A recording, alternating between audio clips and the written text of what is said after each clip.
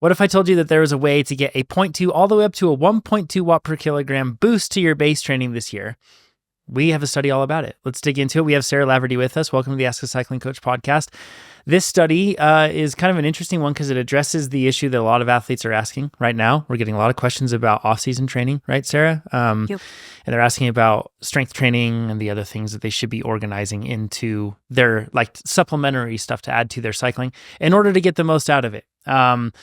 There's a lot of talk about core training. There's entire books written on that. And there's a lot of different focus these days about strength training. We recently did an episode all focused on it. But this study is really interesting because it looked at the difference between just cycling plus core training, and cycling plus strength training, and that impact directly on your power output, because that's what we care about most. Sarah, do you want to explain the study a little bit and lead us in? Yeah, for sure. So this was done during the base phase, or during, as I said, the off season. So these cyclists were doing some base training, starting from November to January. It was 12 weeks long. And it involved really well-trained cyclists. So looking at their baseline power levels for the 20-minute all-out test, all the cyclists averaged around 5 watts per kg. So proper fit. Yeah, really, really fit. And I'm not sure actually like how they managed to get so many people at that fitness level. Because there was one. Sorry, yeah. Yeah, one interesting thing that they mentioned on that, Sarah, and I don't know for sure, but they basically said that like one of the inclusion criteria is that they had to hold a cycling license, and they had like a broad spectrum on it. But within that, they did mention like World Tour, U23, something else. And this study was done by Sebastian Sitko, Isaac Lopez Laval, and Rafael Chirer Sastre. So in Spain in particular, I know that there's a lot of like U23, and pro-continental style cycling teams that have these like development tracks to get them up into the World Tour. And it's very common to see them work with these athletes that are like, they kind of have like free reign and access because there's so many of these teams and everything else. So anyways, that might be the situation here. I'm not entirely sure. Yeah, that would make sense. Because there was 36 of these athletes. They were split up into 3 groups, as Jonathan mentioned. So one group was strength and cycling. The other group was doing core with cycling training. And then the third group was a control condition, and they were just doing cycling training alone. So they did some baseline testing to get an idea of their power profile. So that included a 5-second, their 5-second power output, 60-second power output, 5 minutes, and 20 minutes. Do you want me to explain a little bit of that too? You can explain how they... Yeah, because that's like these this is commonly referred to as a power profile test, and different coaches have probably branded it or named it slightly differently. From my understanding, it was developed by Dr. Andy Coggan, and then Hunter Allen and Dr. Coggan, both of them. If you are familiar with training and racing with the power meter, it's like the cyclist training Bible that you can have. And within that, you'll find Dr. Coggan's like format for doing this laid out. This is used in a lot of different contexts, even outside of what Dr. Coggan perhaps even originally intended, maybe, I don't know. But it's commonly used to kind of like define your zones in terms of like the energy systems that are used to create the work that you're doing on the bike. And it's commonly done over a period of days, because if you think about it, like doing a 5-second sprint, doing a 60-second sprint, doing a 5-minute all-out power output or power effort, and then also a 20-minute all-out effort, that's a pretty hard workout. That 20-minute effort at the end probably is going to be a bit hindered by the rest. But all that said, this is typically done where they have like an exhaustive effort to try to exhaust anaerobic contribution to these efforts, or even like turn on VO2 kinetics. So then that way, your aerobic system can work very quickly and get to work very efficiently, I guess would be the right term. Anyways, that's what they did. We don't know though, if this was done on a single day. We don't know exactly the format that they followed on this. We also don't know if this was done over multiple days. So with that in mind, like it just, it's a big asterisk for us to keep in mind. Because as you can imagine, if these athletes, they did say that these athletes are used to this power profile test, that it's normal and commonplace for them. So, throwing them like a curveball with this probably wasn't the case. But, if anybody wants to doubt the study, there's room right there to be able to call into question perhaps any power data, because we don't know if it was separate or combined all in one. Great, thanks, Jonathan. Yeah, and actually, now that we're talking about a couple of shortcomings of the study, we don't actually know their training. Well, they didn't tell us their training prior to the study, and that goes for whether they were doing strength training before or not, which we can assume might have an impact on their response then to strength training. But and then they also didn't measure, we don't know their strength abilities before, they didn't measure that before and after.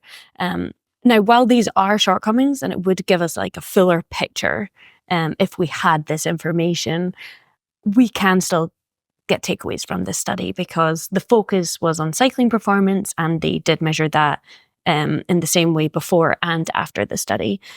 They weren't aiming to see if this made you stronger and increased your 1 rep max and did anything else. Instead, it was just cycling performance. So I guess like it's almost tricky. Like you could call it shortcomings if you're trying to draw every conclusion, but it's really not. And it's not because the paper was just focusing on accomplishing a specific goal. Right, exactly. And so they also, as well as the power profile, they measured their body composition before and after the protocol. So what and VO2 max too. Oh yes, VO2 max, tested VO2 max. So the different training protocols were, as we had mentioned, were the strength training group, and they their strength training was twice a week, Monday and Wednesday. They did 3 sets of 6 reps at a load that elicited failure for each exercise. There was 3 minutes between sets, and they were encouraged to increase that load at 4 weeks and at 8 weeks. So basically every 4 weeks. There were 4 exercises that they did, and that was half squat, leg press, one-legged hip flexion, and then an ankle plantar flexion, which that ties into your conversation with Nate, Jonathan, like a couple of weeks ago, where you guys were discussing, if you're not comfortable doing that full range of motion on the squat, then that half squat is still effective. So this is like a solid strength training program for cyclists, and ties in with the research that Jonathan and Nate discussed like a few weeks ago. So the one-legged hip flexion, just so that we know what these are. We'll put some exercises on screen too for people to see them. Perfect, yeah. But yeah, you're basically just lifting your leg or driving your leg up whilst the other leg stabilizes you.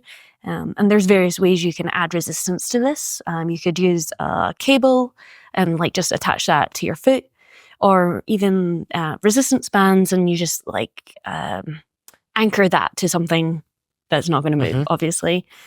And then the ankle plantar flexion is basically you just pointing, it's like increasing the angle from your leg, between your leg and your foot. So pointing your toes down, basically. So like a calf raise. Yep, right? Exactly. And again, like it's easy to understand how you would add resistance to that. Just hold dumbbells or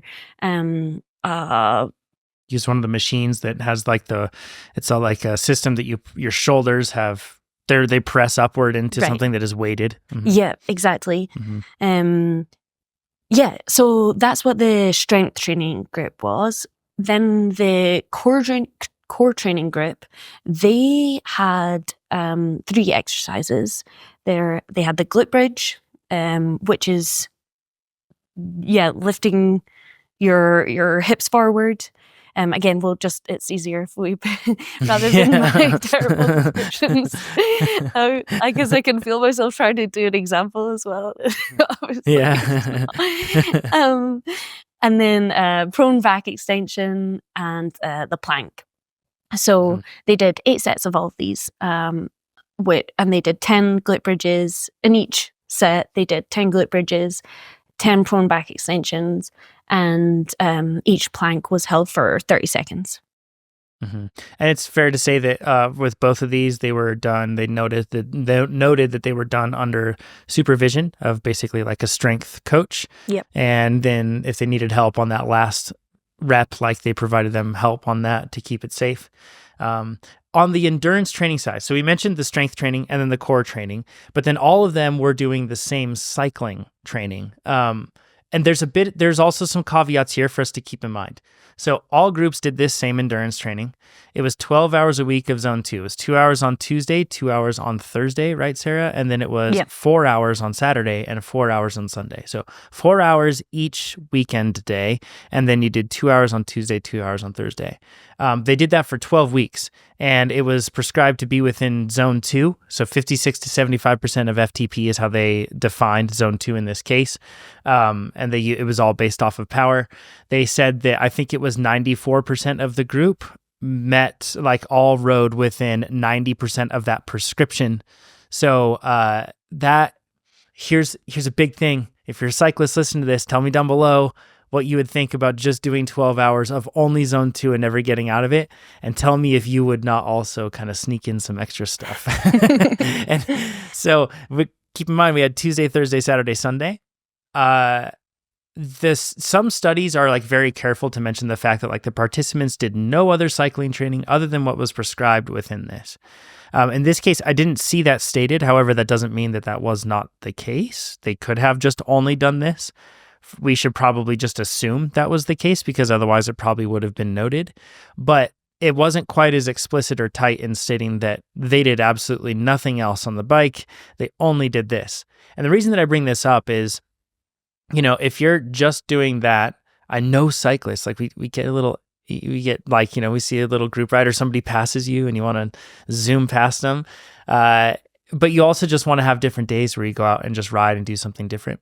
Now, maybe these are 5 watt per kilogram athletes that are super diligent and dedicated, and they probably are the sort of athletes that could do this. But I do want to bring that into context because we don't have like a full readout of exactly what they did on the bike. And since we are measuring power output, that sort of thing I think is important if we're just going to say this is definitive. Without that sort of information, I do keep like a small grain of salt handy, just because we don't have something breaking down like the time in zone across all of the training or average time in zone throughout a week. We are told that it was just within this space, but I feel like cyclists might have snuck something in a little extra. Who knows? Yeah. That's the cycling training part. And everybody did that same training. So one group just did that. Another group did this plus the core work. And then another group did this plus strength training. Hey, everybody, let's take a quick moment to talk about what it looks like for TrainerRoad to be your coach. That's one of the most common questions that we get. People ask, what does it actually look like to use TrainerRoad? So I want to go through some basics right now. Effectively, it looks like being told exactly what to do to get faster every day and having someone at your back, always helping you, making adjustments in the background, and taking care of the details so you don't have to. So what does that look like? Number one, you don't have to do FTP tests. After you sign up and you do one ramp test to calibrate things, handful of indoor rides, after that, you don't have to do FTP tests anymore. AI FTP detection takes care of that. And it's really cool because it doesn't force you to go do all out efforts and isn't going to give you those really bad estimates based on when you just rode consistently for 20 minutes or something like that. Instead, it can recognize changes in FTP in a lot of different efforts. You could just be doing an entire year of cyclocross training and it would still understand how that's impacting your FTP and update it for you.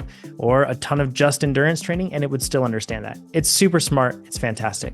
In addition to that, fatigue detection, it can predict fatigue before it happens and adjust things for you. That's why when it analyzes your training history, it gives you a training plan that it knows that if you follow this structure, you'll be able to avoid excessive fatigue and you'll be able to continue your upward trajectory and get consistent results. The cool thing is it also acts reactively. So if you go and do an unexpectedly long ride or blow your power targets out of the water on a workout or something else, and it sees that, it will adjust your workouts moving forward. So if you had if you just went a little overboard, it might suggest making that workout a bit easier, making it a shorter endurance workout. Or if you really blow things out of the water, then it might give you a day off so then you can recover from it. It's amazing. It has your back when life happens or when we all get a little overzealous. It's pretty fantastic. In addition to that, it's constantly analyzing your training and understanding how you're improving in specific zones. So it knows what sort of endurance work is actually going to be productive for you, and tempo, and sweet spot, and threshold, and VO2 max, and anaerobic. And the cool part is it knows what your goals are. It could be just to raise your FTP or become a better climber, or to train for a specific event. So it will give you the workouts that you need to get better for your goals, and it'll always make sure that they are appropriately challenging for you to give you the growth you need. So if you haven't tried TrainerRoad, that's what it looks like. You can train inside, you can train outside, you can do them wherever you want. It's just like having a world-class coach at a fraction of the cost. Go sign up at trainerroad.com if you haven't. Try it risk-free for 30 days, and if it doesn't make you faster, we'll give you your money back. Appreciate it. Back to the podcast. Yeah, so what effect did the strength training and core training have on their power profile? So across the board, the cycling and strength training group saw greater improvements than the other groups across all parts of the power profile. In fact, I almost did this on the intro. I was thinking, and I was doing the math. This shows that with statistics, sometimes you can really make something seem pretty darn sensational.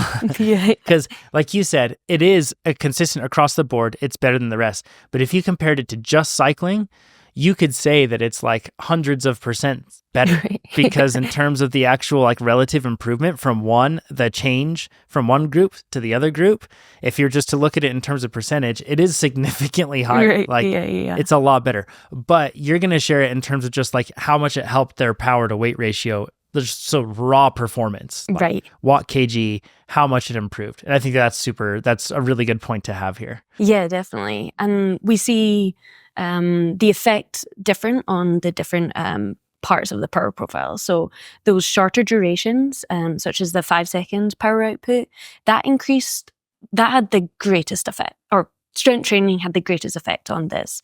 And the cycling and strength group, they saw on average an improvement of 1.25 watts per kg, compared to the cycling only group actually saw a slight decrease on average again, by 0.17 watts per kg, and the cycling and core group saw an increase of 0.47 watts per kg. I wonder how much of that being 5-second, I wonder how much of that had to do with, only doing zone 2, that's it, because we know that sprint abilities go up really quickly, you regain them quickly and you lose them quickly as well. Yeah. And just with 12 weeks of just doing zone 2 work, which is the assumption we're operating on, it's kind of crazy that we didn't see a greater decrease of just the cycling group in general. Yeah, definitely. And we'll get into maybe some of the reasons why strength training or core training might improve that shorter power duration in a moment. But let's go through the different effects on the different parts of the power profile. So the 60-second group, again, strength training was superior, and they saw an improvement of 0.51 watts per kg. And then compared to cycling only, basically stayed the same. That was an average increase of 0.02 watts per kg. And then the cycling and core group saw a very small increase of 0.13 watts per kg. Then if we move to the longer durations of 5-minute and 20-minute power, interestingly, they both saw almost the same effect, or they both were affected. It's relative to each other, it's the same, everything is moving along at the same pace, right? Yeah, exactly. Yeah. It's just smaller though, right? It's overall it's less impact. Yes, so the strength training group saw an increase of 0.22 watts per kg. And that was the same in the 20-minute group. The cycling only group for the 5-minute power saw an increase of 0.05 watts per kg, which was similar in the 20-minute power output because they saw an increase of 0.07 watts. Yeah, 0.07 watts per kg. And then the cycling and core group for the 5-minute power saw an increase of 0.06 watts per kg. And for their 20-minute power, they saw an increase of 0.06 watts per kg. Yeah, so very similar across the 5-minute and 20-minute power outputs.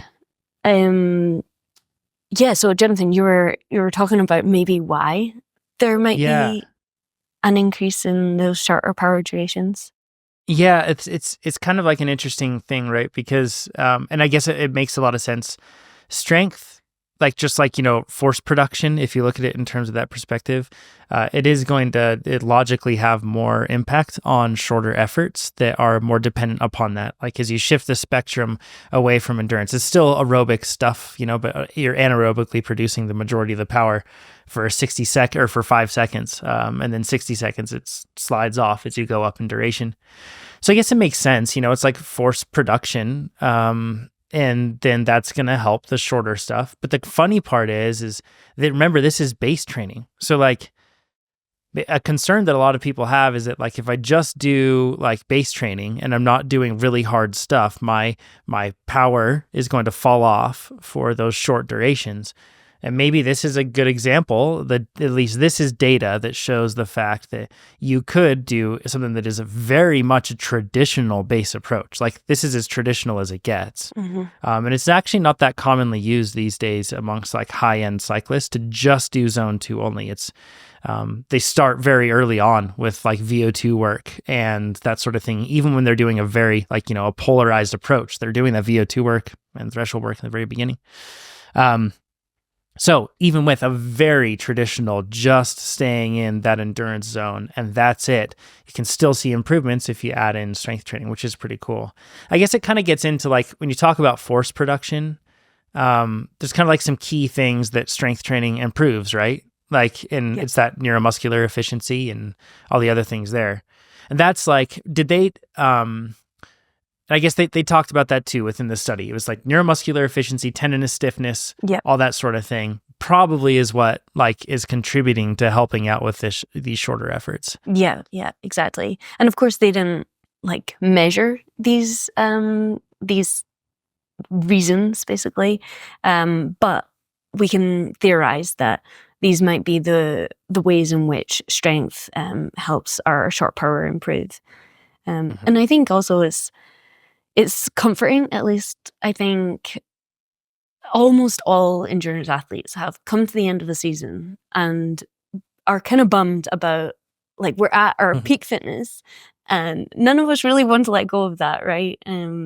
So I think like this is kind of an answer that allows us still to take that stress off of or like go back into that base phase so that you've developed that foundation going into the next season. But it might just give you a little bit of comfort to know that like you can still hold on to that wider range of fitness by doing strength training. Yeah, and this is kind of an interesting point. If you look at core training, it largely has like a pretty minimal effect, whereas the outlier here is strength plus cycling. Like core plus cycling has like it's not too far off from just doing cycling, whereas there is a significant gap to strength training plus cycling in terms of the things that they measured with power output. So I kind of like almost got like a tone after reading the paper that like the authors are kind of like core training isn't proven. It's like, there's no like research that really ties it to like increased power output or anything else. But I think that all of us that are listening to this, we can speak from like experience that when you are not doing any sort of core training, you do lack like even just like in comfort, you lack comfort on the bike over time.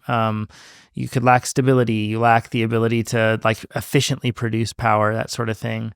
And that's like, so I do think, if that's what's helping it, if it's just like comfort and that sort of thing, I guess that could very well be the case. But I did kind of pick up on that almost like perspective that like, hey, it's not proven. So like, let's question it, which is a really healthy perspective to have. But I think that it kind of speaks to the fact that this data shows that like if you're just doing core training, you're probably missing out. Like you actually have more gains you can get. I think as well, it's important to realize that with strength training or traditionally heavy strength training, it's still a core workout. Like doing squats with in the rack, that like you're stabilizing for during all of those exercises. So it might be that absolutely. Those isolated core exercises don't have a meaningful or direct impact on power output, but the additive effects of strength training include the core training within it.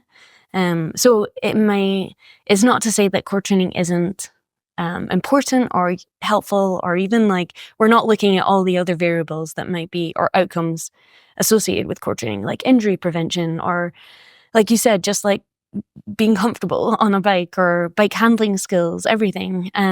Then we can see that we're only answering one question, but it's important to like look at the broader picture, I think, with this. Yeah, I agree. There's a cool figure on that we'll put up on screen now, and it kind of like addresses this question that you've laid out, Sarah, that like could strength training be the thing that helps you hold on to like a wider range of fitness instead of just doing like the easy level stuff? It's kind of an interesting graph. Can you walk us through what we're seeing on screen there? Yeah, so it's a line graph that shows the power profiles of all of the athletes in the study. And individually. Individually. And then like and within groups. Right. And we can see for the strength training group that none of them had a decline in performance when in any of the power, any parts of the power profile. Whereas all up and to the right. Yeah. Every individual line and the average is up to the right. Right. And there is variation in the response. So it's not that everyone is like on this perfect trajectory with the inclusion of strength training, but it is important to know that it was never a negative impact on performance. Whereas for the other two groups, so the group that just did core with cycling and then cycling, we do see some athletes who decline in performance. And I think that's an important thing to note, because like I said earlier, we don't know if they were doing strength training before or not, but it might be that they've stopped doing because of the random allocation to this group that they're in.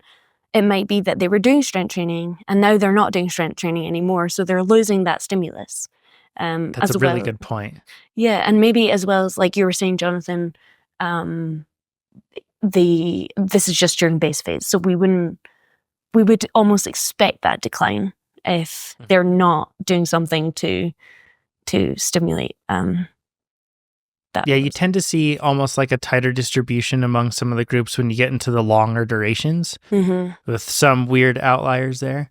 Some interesting things though, when you look at this graph, is like I can definitely see that like you can see the individual, like the variable response. Like 5 second power, I'm seeing some athlete that was, almost the same, like in the cycling and strength group. Right. So this is also important to keep in mind, is that we're looking at averages, and that allows us to understand general impact of the intervention, but it doesn't mean that your experience will be representative of the average. Like that could totally change, Yep, for sure. So it's helpful, I think, to like you said, know the averages, but also look at those individual responses, because the likelihood is that we're not bang on the average, and to understand the context in which this applies to us. If you're already doing strength training, then maybe keep doing strength training, because you might be one of the people in the no strength training or no core training that would decrease your performance if you were to stop. But yeah, if we move on to the VO2 max and body composition, surprisingly, there was no impact on body composition. One would think that you would gain muscle mass and get huge and swole and heavy, right? Like if you touch weights, because that's like the narrative that cyclists are like, no, I don't want to do it. I don't want to gain weight.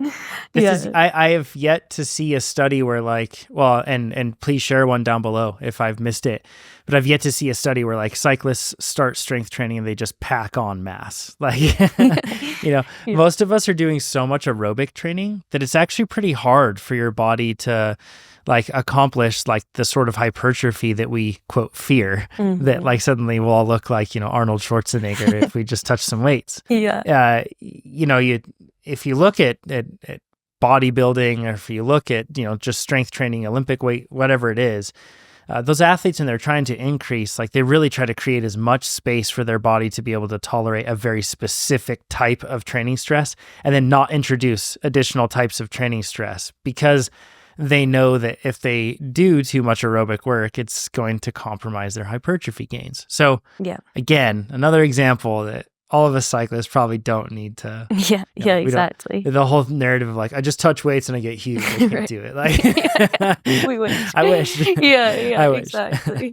And that would require some very deliberate, like nutritional practices, or being diligent about consuming enough food to then put on that lean mass. And in this study, another variable, right? In this study that we don't know how that was controlled. Right. Well, I mean, I would assume that it wasn't controlled because they haven't said that it was controlled. So yeah, that's might be why there was no change in body composition. But interesting. But then that kind of ties into and is helpful for understanding the changes in VO2 max, where we see an increase in VO2 max in the strength and cycling group. And without changes in that body composition, then that's like directly power's going up. And you're not changing your body composition or your weight, then your VO2 max is probably going to go up. Exactly. So that was the cycling and strength group had an increase of 2.14 milliliters per minute per kilogram. And again, no one in that group's VO2 max decreased. And then the other two groups saw very similar effects on their VO2 max. There was an average increase of 0.36 milliliters per minute per kilogram and 0.35 milliliters per minute per kilogram in the cycling and core and cycling only, respectively. So what do you think about that then, Jonathan, with the effect on... It's kind of, it's like kind of the same step change that we see, where it's like when you see cycling and core, they're both really similar, but then you see like a more significant one. And I can't help but wonder if the placebo effect is, because that's one of the things that they mentioned. I saw in this study that the authors said that like, they couldn't control for the placebo effect here. If I'm doing strength training, so if I'm a cyclist in general, I've probably just done cycling. I might have done cycling plus core. That may not be novel, but although in this case it was like core work that was like supervised and instructed and carried out in a facility, so maybe that is a bit novel. But the strength training side would be more novel, and you would be like reinforcing in your mind regularly, I'm strong, like through your exercises, right? When that happens, when it changes your mindset and you approach your training with a different psychology as a result, it does affect things. To what degree, we don't know. That's very difficult to measure. But I can't help but wonder if, like, looking back at the power output and the measures there, and then also, of course, it would be reflected in VO2 max, that the reason that we see like such an outstanding change is either because, once again, like the neuromuscular efficiency that we've developed here through this strength training, then the force production in turn that's increased, or if it's and how much of that is also just due to just the placebo effect helping them perform because they believe they're stronger, because they have evidence that they're stronger because they're doing strength training.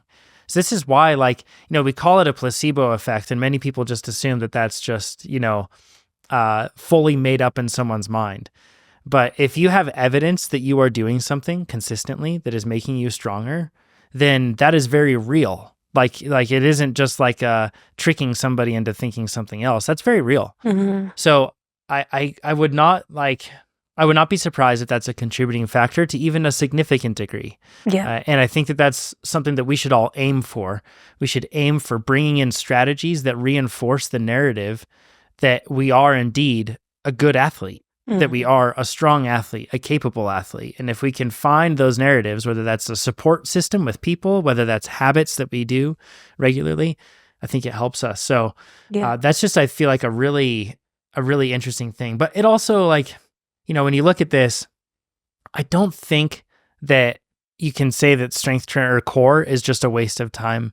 Like, even though we're looking at it and it's only 0.01 difference in VO2 max here, what we have like measured between there, you know, I don't think that you could say that core training is useless. We've all practically done that and we've felt an improvement, and maybe it ties back into the placebo side of things that we are doing the work and we think we're better. But I think that it is, even though we didn't see a lift in VO2 max that was meaningful, I do think that it's helpful. Yeah. And I think the strength training in particular, the placebo, this is all not science-backed, so this is just theorizing. But, you know, strength training, I mean, well, we do know that it has impacts on our hormonal status, and that can also increase, like, and then I think it's measurable, the differences that we see after strength training. So we see these measurable differences in our strength, which is inherently confidence boosting. We feel more capable, like you're saying, because of those measured outcomes, as well as that improvement or improved hormonal status. We can then, well, it's easy to see how that can increase, like your belief that you are a capable athlete overall, and how that might translate into improved confidence in lots of different ways, and bike performance included, I think. Yeah, this is a really cool study. I think it answers this question for us of like, what should you do during the off season if it's just core work or something else? We've done that podcast with Nate recently where we talked through like recommendations there. We have our podcast with Derek Teal from Dialed Health where we dive into a lot of different things. I view the results of this study as evidence that adding in strength training can bring in unique, novel, and additional benefit to just doing core training and cycling training. Whether it would be exactly the same way for you, I'm not really sure. But I do think that it would be better in general. And maybe also, Sarah, a good way for people to address the concern that they're losing fitness. Yeah. Too, like by just doing base stuff. Yeah, definitely. We hear athletes saying that all the time on the forum, like, what should I do now that I'm in the off season? I don't want to lose fitness, all that. So yeah, it may give us some direction at least heading into the off season. Absolutely. So looking back at this study, again, the takeaway is that strength training does indeed improve power output. It's fantastic. If you don't want to do a crazy power profiling test like we talked about before, we've trained models to do all that for you. You don't ever have to worry about it. It figures out how good you are at all the different zones. It figures out what your FTP is, and you don't even have to do tests. So go try it out. Go to TrainerRoad.com and sign up. It's AI cycling coaching that makes you faster, gives you the right workout at the right time, and doesn't waste your time. It'll make you that sort of rider that instead of is the one that's getting dropped is the one that does the dropping. So go do it. Go sign up, TrainerRoad.com, and we will talk to you all next week. Thanks so much, Sarah. Bye. Thanks.